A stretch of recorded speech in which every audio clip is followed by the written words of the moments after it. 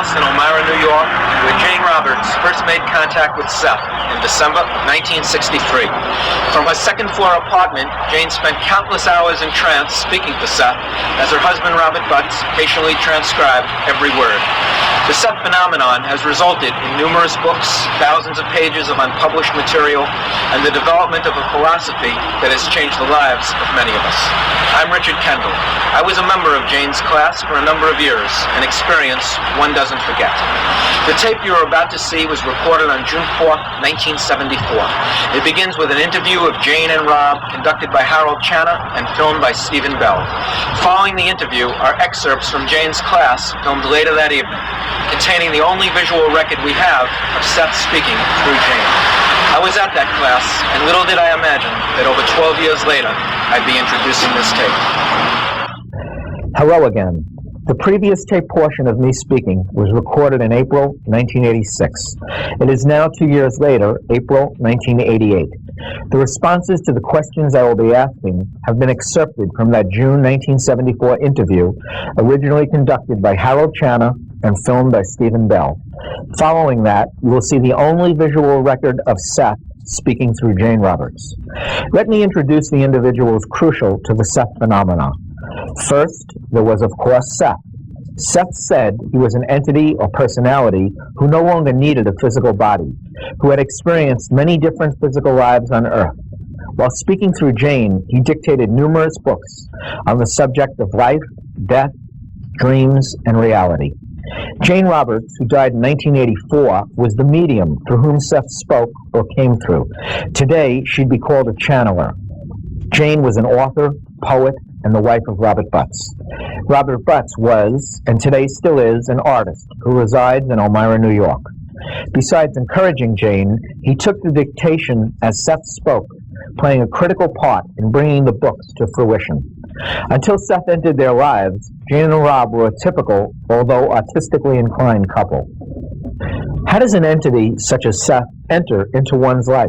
In Jane's case, it began with an unusual experience of automatic writing. This all began late in 1963. One evening, Jane was writing poetry after supper, as is her usual custom, and she went into an altered state of consciousness. This was entirely unexpected by her, and she had an out-of-body experience. She found her consciousness leaving her body. And at the same time, she began to write in sort of an automatic script. You know, I've been a poet since I was a child, and I just was writing. And the next thing I knew, my consciousness was just gone. And it wasn't in out of body in the respect that I had another body or thought I did. My consciousness went through like the window and then into the leaves and into everything. And it wasn't until I came back that I found this script and realized that, you know, I had to have written it. The stuff that was in the script was stuff I had felt while I was out, to some extent. In that the script, again, the title was The Physical Universe as Idea Construction. The idea being that everything is a result of idea and has consciousness. But when I was out, I would go in atoms and molecules, and I felt their consciousness. But then when I read the script, it was terribly hard to accept portions of it because it pretty much went against what I've been taught. What was doubly unusual about this experience was that up until this point in their lives, both Jane and Rob knew close to nothing about psychic experiences or the related subject matter. Wow! I had done no reading in this field. I had done nothing. So as far as I knew, this had never happened before to another individual. It was something any place. It was, you know, where did I go? How did I get out of my body? This is fantastic. This peculiar experience alone did not bring Seth into their lives. As in all matters, people make choices, and these choices then bring on new experiences. Jane and Rob could have chosen to ignore this experience, to believe that Jane was losing her mind, or they could have chosen to explore the matter further. This is what they finally chose to do. I was a writer. Okay. And so I had just finished my first science fiction novel, which was a paperback, called The Rebellers, and I was looking for something else to write. And Robbie came up with the idea, joking. He said, why don't you do a book? This must have something to do with ESP or something. Right. So why don't you get some books, read up on it, try some experiments, and if they don't work, you can always say that, well, I tried all this stuff, and it just doesn't work. And if it works well, who knows? Yeah. So we started out, we got 2 or 3 paperbacks. We found out about Ouija boards and everything. And we borrowed a Ouija board. We didn't even buy one. And after, I forget, once or twice or something, we started to get stuck on the board. And with the psychological knowledge I had then, the first thing I thought of was, well, it's a subconscious.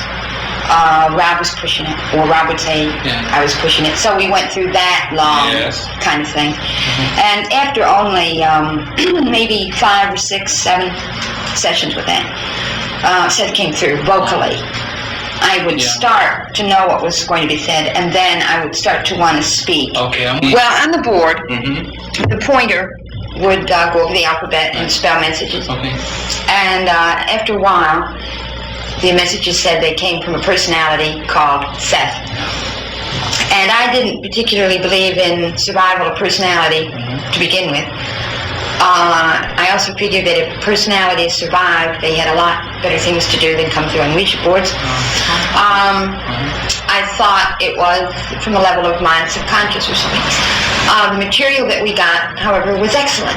And I was enough of a critical writer myself to know the material was good. Otherwise, I probably wouldn't have continued. It didn't make sense in a philosophical way, and and it showed no extravagance in terms of going overboard religiously. It was sound psychologically as far as we could tell. I still think we were very lucky in that we had not read an awful lot of the current occult literature. Because if I had worked board and had read a lot and perhaps believed what a lot of people believe, that this had to be either a good spirit or a bad spirit, or that this was dangerous, I really don't know what I would have done. The idea of possession never crossed my mind because I never accepted it to start with. I mean, it just didn't exist for me. Right, okay, Well, Jane didn't even believe in reincarnation. What was their next move? Again, each step of their involvement with the Seth phenomenon is clearly marked by the conscious choices they made. When the whole thing began, it didn't take us long at all to realize that it was a creative endeavor. And that underlay everything else we did. And that's the main reason we decided to continue. I think that, as Jane said earlier, it had been too much of anything, too sentimental or too religious or too even pragmatic. We'd have turned away from it. As it was, it suited us, of course. And so we chose to, after it began, I got a few books, and I wrote to a few people, some of them authors of these books. And the replies we got didn't satisfy us at all. And we quickly learned that we had a chance here in a creative way to make a contribution, and at the same time learn on our own as we went along. So all of these factors intrigued us because they were based on the strengths of our personalities, especially Jane's ability with words. And so we knew that it was obvious that her writing ability was a valuable asset here. And my working with images as an artist, that came in handy in all kinds of ways also. We felt as if, again, because we knew so little, that we were explorers, and we were going to be very careful about exploring something we didn't understand, but we were going to do it. I'll ask people to go along with it, but we think that we even chose to be born at this time, so that in this particular way, this information could start to be given out. Seth himself had not yet directly entered into their lives. As far as psychic matters were concerned, Jane and Rob had dabbled with a Ouija board, conducted historical research, yet were developing a genuine excitement and curiosity. Please note that as Jane is speaking next, the camera will focus on one of Rob's paintings on the wall behind her. Rob uses images from his dream state when he paints portraits. This particular picture is how Rob envisioned Seth. Well, after the board session stopped, as they did very quickly, I just began speaking the words automatically for Seth without knowing what I was saying until I came out of trance. There was no training per se for this, no self-hypnosis, nothing. It just happened. Although I did give consent. That is, had I not wanted to do it, it wouldn't have happened. Okay, but I was so curious. I wanted to know what was happening. In the beginning, I paced the floor constantly in trance. I refused to sit down because I had read about Casey, and he lay down on the couch. I thought, no, not for me. I'm not going to, and I figured that if I didn't like what was going on, I could run, which was silly because I was the one that was doing it. And then it took, I don't know, maybe 2 or 3 years before I sat down, before I then would close my eyes. And then there was a period where I closed my eyes and never opened them. And then where all of a sudden I opened them, but I was in a deeper, of course, kind of trance than I had been before that transition. One point on reincarnation I wanted to mention, though, too, and Seth. A lot covered there. Yeah, go ahead. Okay, was that one of my first short stories was on reincarnation. And I thought as an idea or a concept, it was great. I love to play around with it. But when this starts happening, when, say, magic becomes real, and all of a sudden you're told, well, you had this kind of life, or you did this, or this is a fact, then I bombed. Because it was one thing for me to play around with the concept and think, well, I go for it, or I don't, or what. And another to accept it as a definite fact of existence. And also, I don't like, and never have, and Seth doesn't either, the idea of karma, as it's been spoken about so much, the idea of guilt, where people believe, for example, that they're suffering in this life because of a karma that they have in a past life. I don't believe in that kind of connection. And also, I believe that all time happens at once. So reincarnations have to exist at the same time as this life, and there has to be a constant give and take. All at once now. Right. I like the idea, say, simultaneously. What does a couple do after experiences such as these? Remember, this was 1963. There was no New Age movement. The youth counterculture or hippie movement of the late 1960s hadn't yet occurred. Shirley MacLaine was simply an actress, as was Jane Fonda. There were no health videos, nor variety of talk shows featuring channeling. Health consciousness meant eating hot dogs and playing softball. Mediums and fortune tellers were found in carnivals next to the fat lady and the strong man. So what did Jane and Rob do? We told no one for a long time. You did? We told no one. I mean, Even if we'd wanted to run out and tell somebody, we didn't know who to tell. All right. this stuff wasn't accepted in those days to begin with, but until I actually started speaking for Seth, I had never heard of anyone speaking for anyone. I had heard of, Ruth Kernan. But I had never heard of anyone speaking for anyone. So again, when that happened, for all I knew, I was the only one alive. But I wasn't about to go and tell the neighbors particularly either. At the time.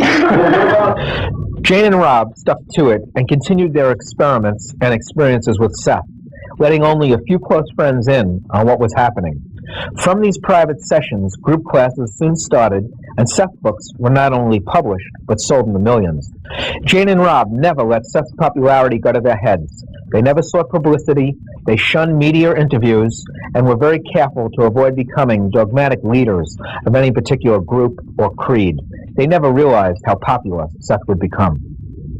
But I've learned over the years that other people are really interested, and each person's interest is just as legitimate as the next. And so we've learned a lot from that.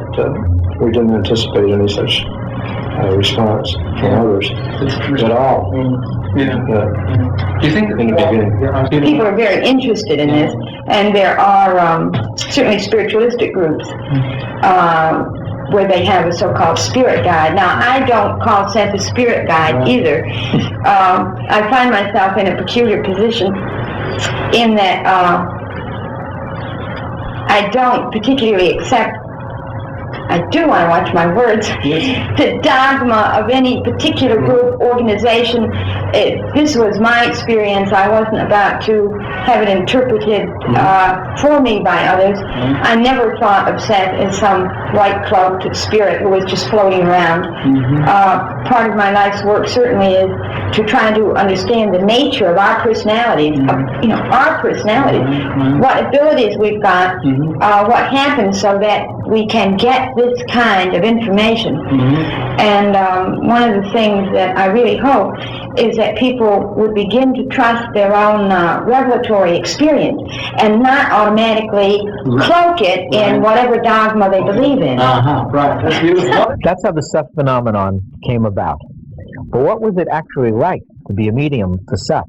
How did others relate to the Seth personality? Yeah. Other people relate to him because they see the phenomena and they see Seth come through, whatever terms you want to use. Where I am not able to relate in the same way. But you have your feelings, your interior experiences are unique, Right. and no one else can approach those. In the beginning, Jane was always asking me, what did he say, how did he say it? Yes. Was he nice to these people that were here? And so forth and so on. And I would do my best to explain, but this is all from an observer's standpoint. It doesn't mean as much as her own subjective experience. In a private session, Do you think, go ahead, sir. he is to the point. When he comes through, he says good evening or something, then he says dictation, and he just goes ahead and dictates a book. I would say to Robbie, are your fingers tired, do you want a break, or whatever. In class, he very rarely goes into that kind of a long monologue, which for us might last over an hour. Instead, he'll relate to people, or he'll come through because of a comment someone asks. That concludes our interview with Jane Roberts and her husband Robert Butts, originally conducted on June 4th, 1974. Following, you will see something unique and exclusive, the only existing video of Seth speaking through Jane Roberts. This took place later in the evening during a Seth class in Jane's living room.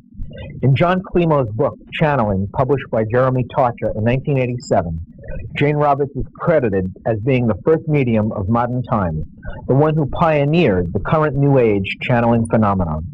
Climo writes, "The modern era of channeling began with Jane Roberts and her source, Seth. The publication and widespread distribution of millions of copies of the assorted Seth books, beginning in the early 1970s, brought channeling to broader public attention than had anything or anyone in this century except for Edgar Casey. And now, for the first time in any major metropolitan area in the world, we will broadcast Seth actually speaking through Jane." I bid you good evening. And understand your responses to our friend here. For when he speaks, you hear the vocabulary. Because you fear the belief that you still are afraid of it. You are afraid that after all, for all of your hard-earned knowledge,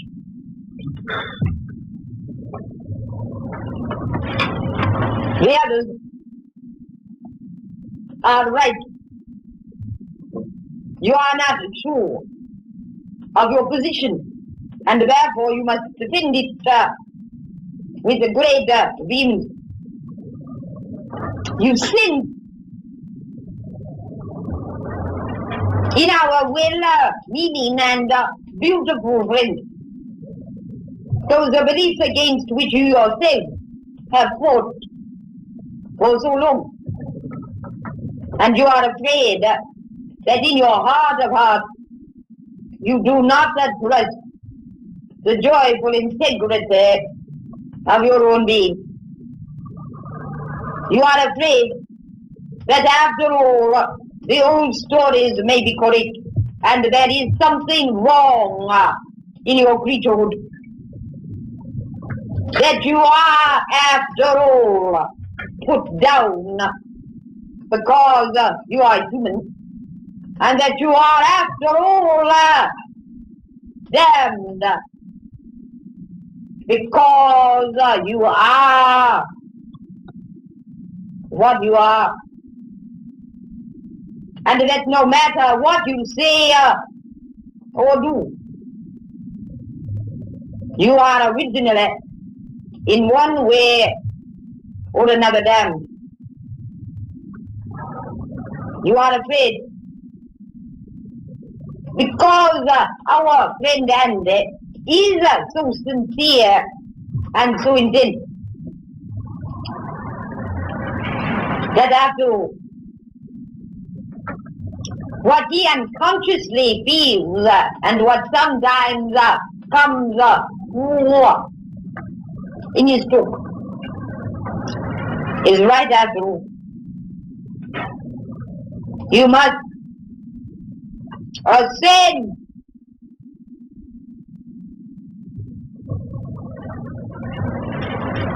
meaning that there is something wrong with where you are and what you are.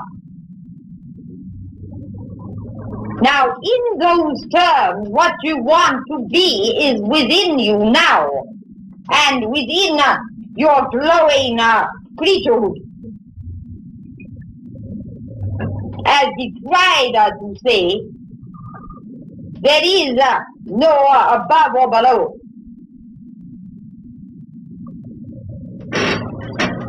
You are blessed because of your being, not damned because of it. As I have told you often, there is a spiritual biology within your being, and it speaks to each of your moments and through your sexual experiences. It speaks when you drink a glass of water, or when you wiggle your foot. That is also a highly biological nature to your spirituality. Your atoms and your molecules and your cells know themselves to be part of all that is. They do not question. That does not mean that there is anything wrong with questioning.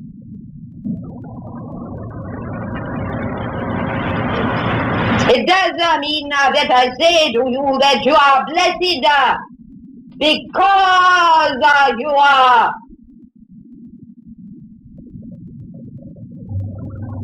That your spirituality is known to the glories of your flesh,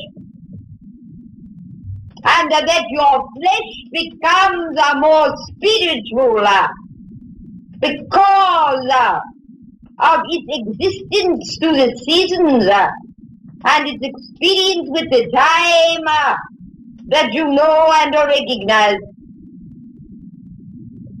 You form your own reality. I say this to you each week. Yet through your own dream experiences and through the suggestions that I will give you, that I hope that you will follow, you will be able to discover this for yourself.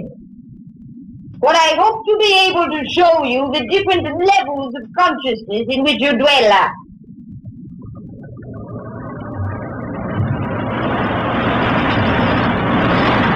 Again, as I have said before, you are indeed given the gift of the gods.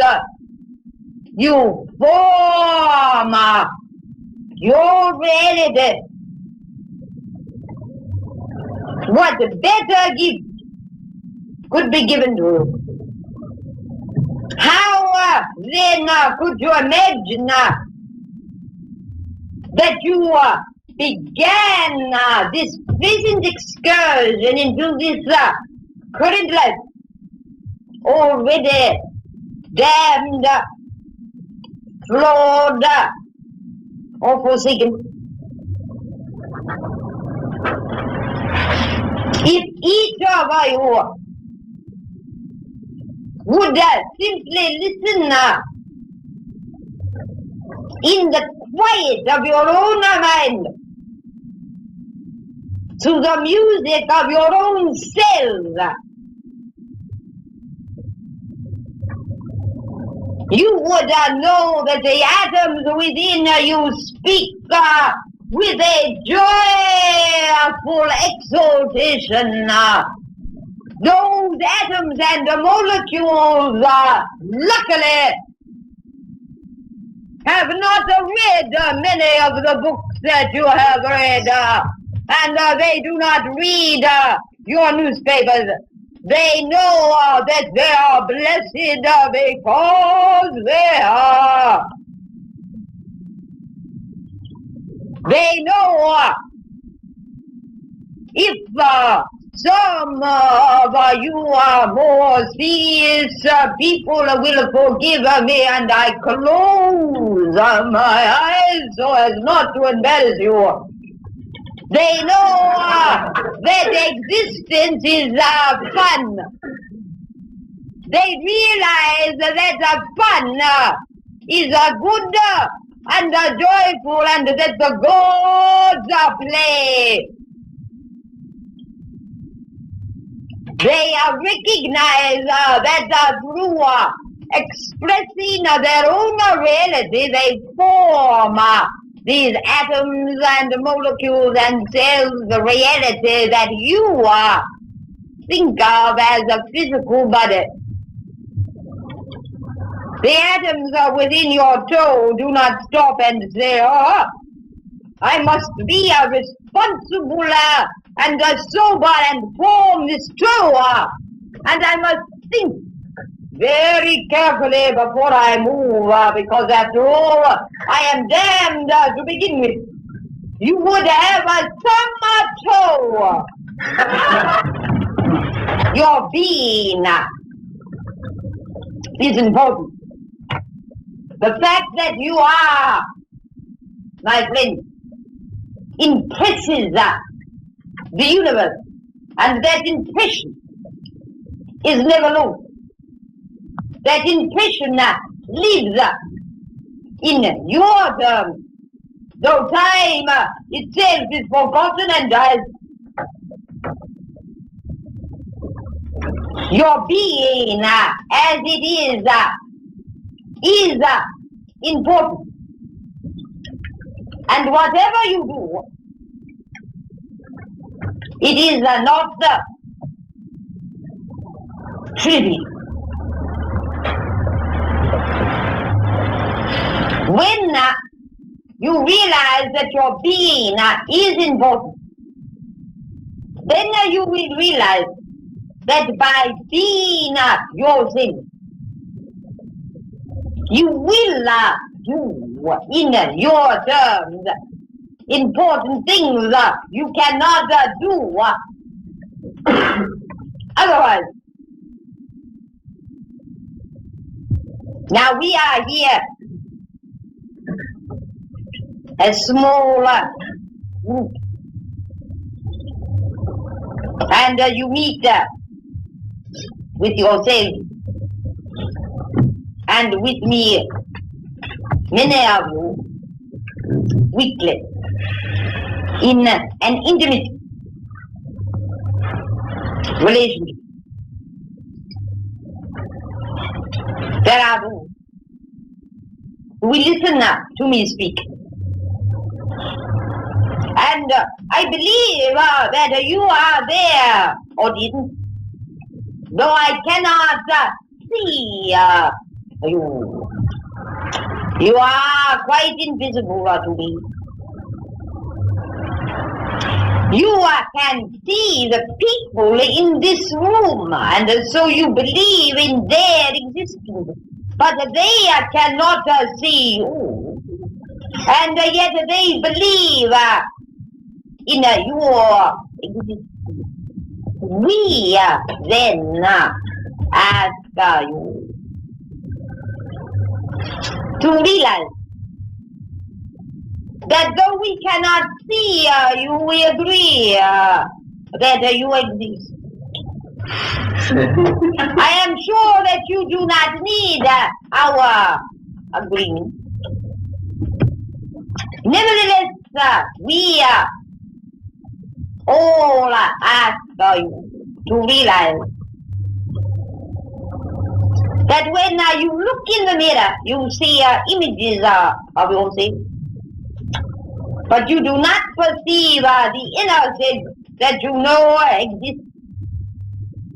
And so each of us here ask each of you to realize that you have an inner identity that you cannot physically perceive, and an inner voice that you do not hear with your ears. Each of us here therefore asks you to admit the validity of your own being, to enjoy the being that you see and feel and touch, and yet to realize that you have still greater vitality and reality. We ask you, in the most scandalous manner possible, to realize one thing, that you are good, that you are blessed, and that there is nothing wrong with you.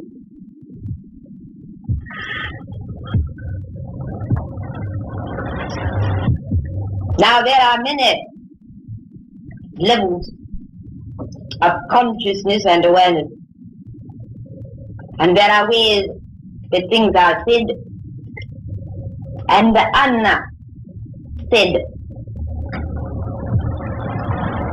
There are gestalts or families of consciousness. Each of you belongs in such families.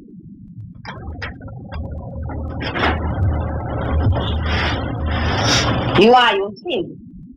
Yet as you have physical families, you have families of consciousness. So most of the people in this room belong to a family called somatic. To give the message to yourself, for you are the message. The medium is not the message. You are the message.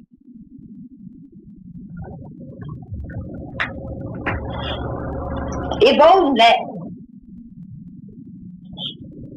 we can show you yourselves enough,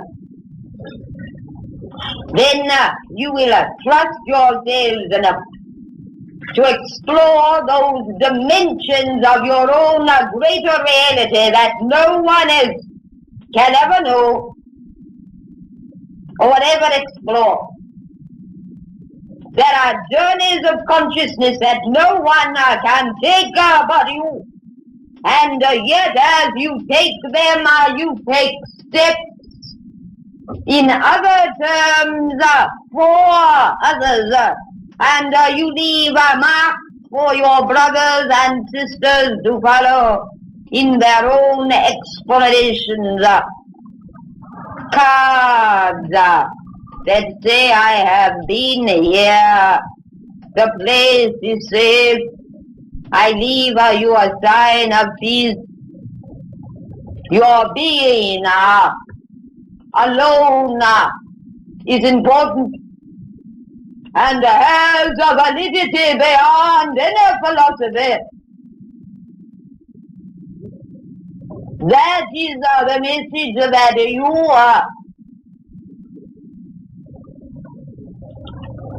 are trying to give to yourself. You are each trying to rediscover for yourselves in your terms now, after centuries of myths and distortions, the validity of your own being. I ask you not to trust the validity of my being, which is none of your concern, but to trust the validity of your being, which is very much of your concern. Now, class members here know what I am doing. I ask you then to sense the energy in this voice and know that it is your own joyful vitality. I ask you to feel it and enjoy it as your own. And those who may view this class, I request that you also feel the energy of your being and know that this voice is but a dim echo of that vitality and validity that is your own. And therefore we leave this esoteric class and return you to the cells that you think. Where do you know? You may find yourself with a random thought that does not seem to fit in with what you are doing or thinking at the time, and so you dismiss it. It seems random because it does not appear to fit in with your organized picture of reality, but it is an important mosaic that you throw away. So I also joyfully and playfully and creatively challenge each of you, even jerky boy over here, to become more and more aware of your waking experience and of those stray thoughts that come in your terms like thieves in the night. They are not official. You do not accept them. The intellect says, oh no. Listen to those thoughts. Open your mind and make further. In your ordinary waking life, in the middle of your ordinary pursuits, and see what miracles are there. And I say miracles. Miracles because they can help transform your own understanding and your own reality. And you have been blind to them because you fear you will lose your identity. Your identity instead, you see, can grow and include such experiences.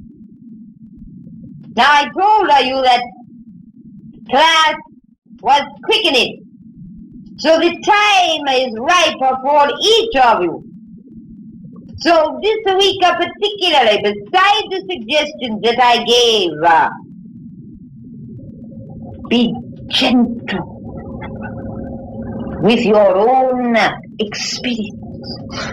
Do not be such a disciplinarian that when stray thoughts or intuitions come to you, you dismiss them.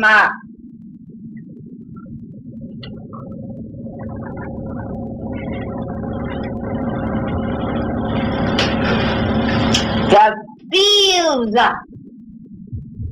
of your own being are filled with flowers that you do not recognize. You do not stop to look at them or smell their odors. They are not official flowers or official food. Sometimes you try to be too practical.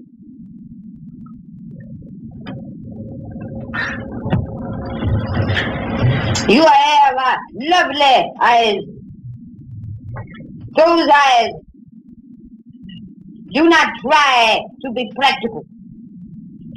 They see out of the joy of their being.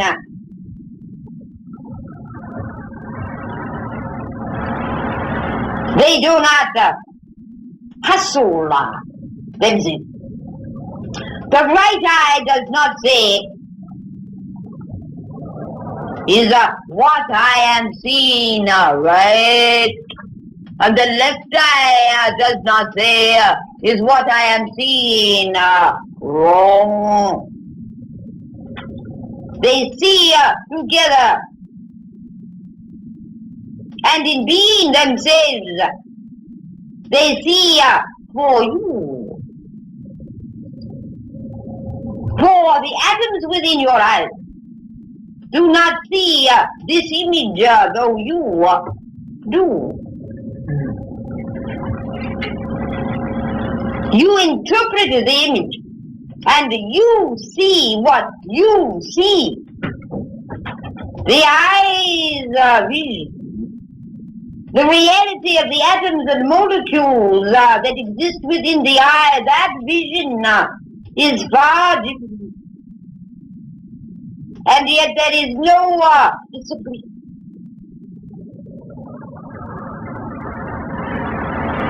So there is no disagreement between your official reality and those unofficial reality that sometimes sneak.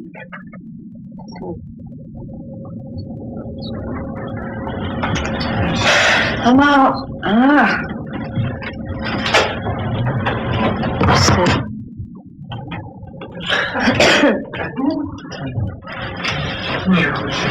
Kim, like. Yeah, it's all Class has been over now quite some time, but the events that transpired during those years will never really have an ending. And as Seth might have said, other terms have yet to begin.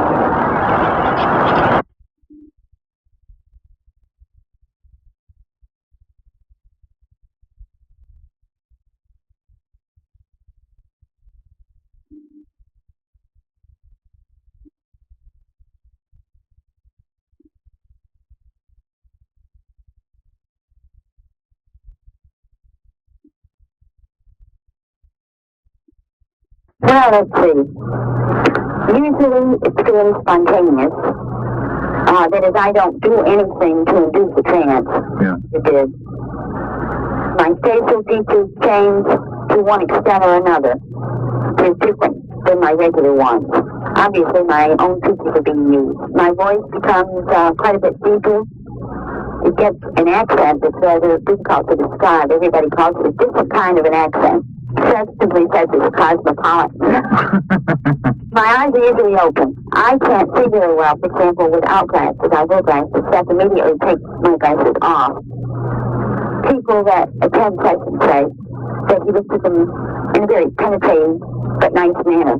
Obviously has excellent vision. He speaks in an animated manner. The voice is more masculine than feminine. So I don't think listening you mistake it for a male's voice. It's very deep, but after all, I still have to use my vocal cords. At times the voice can become quite loud, and at other times in a regular session it has a more conversational tone. Various things. Sometimes I'm having an out-of-body experience of my own and experience someplace else that sometimes I'm able to check out. Sometimes I just sort of bask in a feeling of great energy. And I have different kinds of experiences. A lot of people are not familiar with what happens in astral travel or out-of-body experience. When you mean you're out experiencing other things, could you amplify that, Jane?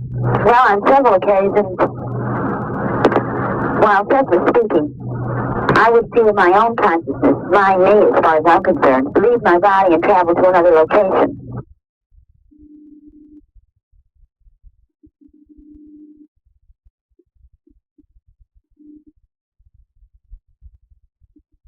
Up until that time, I've had more or less believed that human beings, animals, and so forth were alive. Say, rocks were dead. The consciousness was something that belonged to the kind of species that I could understand. And when I was out of body, I really did feel the consciousness of rocks, trees, even the nail that happened to be in our windowsill. Everything had a consciousness to it. It had a consciousness, atoms, molecules.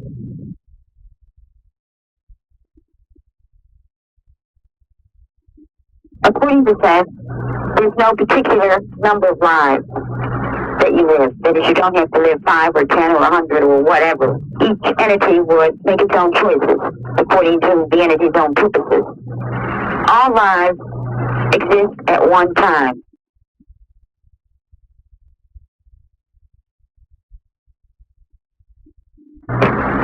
It's the same idea of Einstein's that time is relative to the perceiver. While we perceive time as a series of moments, one after another, and centrally that's how we react, but in a basic reality, they all exist at one time.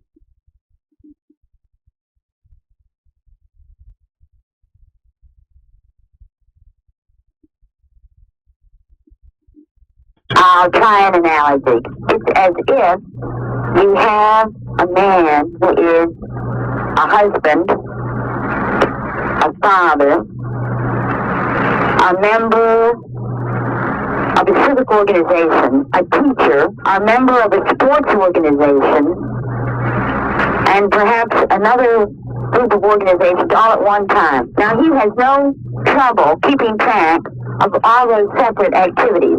But while he is being a father and is home with his wife and kids, he might completely forget for a while to teach himself or his students. He just isn't concentrating on them.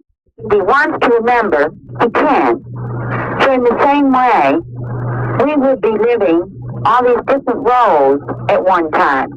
Now the teacher, the man who is the teacher and the father and the member of these different organizations, again, can keep track of himself. And something that he does as a father will also affect something that he does as a teacher.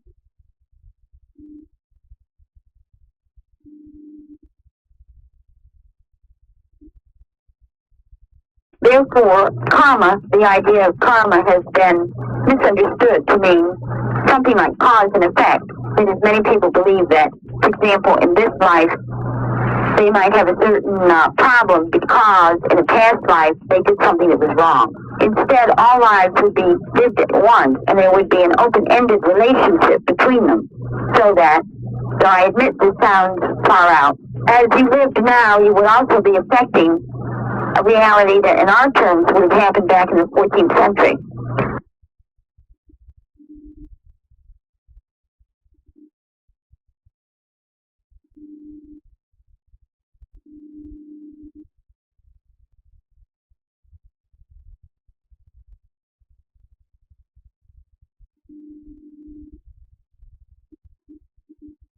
I don't use the term karma, and Seth doesn't as a rule either, but the idea would be if that kind of a situation happened, that the individual would have chosen different kinds of relationships. That is, say, in one life you might choose to be the healthiest, the strongest, most athletic person in the world. And in another life you might choose to be really in miserable physical shape. Not to teach yourself anything more in conventional terms, but to have the experience of what it's like to feel the universe from different kinds of focuses. And to learn not that it's noble to suffer, but that as you experience life from different focuses, there's different kinds of experiences that become highly important. The lives would be interrelated rather than one causing the other. And Seth doesn't speak, for example, in terms of time and punishment, so that you wouldn't have one kind of a life to punish yourself for another kind of a life, but to understand a particular kind of experience. Go slowly with me here. Do you believe, or Seth at least has said, that time happens all at once? We're all doing whatever it is we do in other lives all at once. As we are between lives, what has Seth described life after and before a new birth? Oh, this is tricky. He would say that we are, in our terms, alive and not alive at the same time. You're not helping me. Okay. Since all lives exist at once, then the duration between lives wouldn't exist in those terms at all anyway. We're alive and dead at the same time. Right. What's going on at that time? Right. You mean when you die, what's going to happen? Yeah, I suppose that's a nice way of putting it. I don't know if it's nice, but I know what you mean. The situation will vary according to the individual. But, for example, your beliefs will dominate. You will continue to exist. But if you believe, say, in a conventional Christian heaven, that's what you'll experience for a while. You might get bored after a while, in which case it'll change. But that there will be people that you've known in this life or in other lives there to help you. Now, those people can be living or dead in our terms.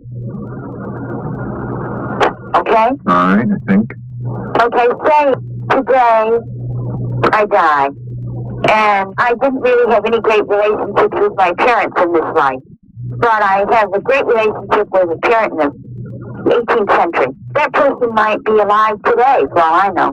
But if so, they would greet me in their dream state, though I would be dead in my terms. The dream state is like an in-between open dimension in which all different kinds of realities can merge.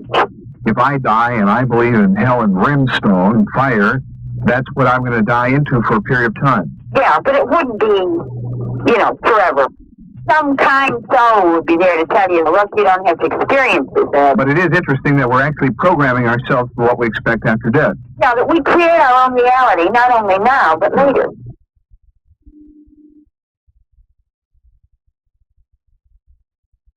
The idea would be that we do create our own reality, but we are not victims. No one is a victim. Therefore, that those people who have been murdered or slayed or whatever, for their own reasons, had a psychological need for that kind of experience. So they were not innocent victims as such. Right. They were destined to get what they got because they really wanted it. They were not destined to die. They chose to. Yeah, okay, right. Boy, that's really something. It's very tricky because I don't want it to be interpreted to say something like, well, it's okay to murder somebody because the guy you murder wants to be killed. You're not saying that at all. Uh-uh. But you're saying in those past instances, those people chose. Right. There's no other way to look at it, I guess, the way I look at it. Either we are victims in an unfeeling, unsensing, dumb, chaotic universe, and everything is the result of chance or accident, or we are masters of our fate. There's no in between, and I choose the other way.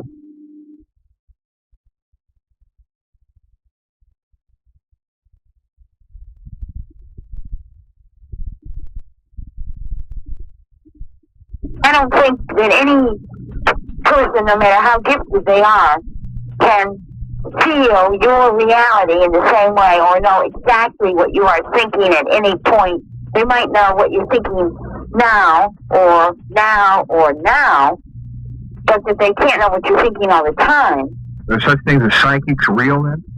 Yeah, psychics are real enough. I think that any person who calls themselves a guru and says that I know what you are, I know what you should do, I lay these rules down for you, to some extent is deluding himself and you also. Because I think that the miracle of being is too great. And I think that each of us has to find our own way.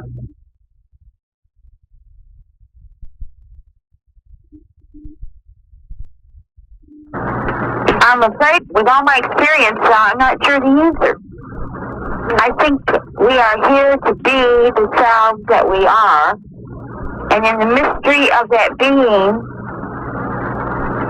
the answer will unfold itself.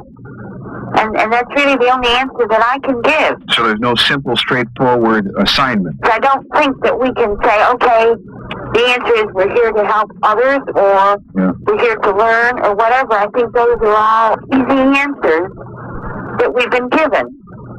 I think the answers are deeper and more complicated than that.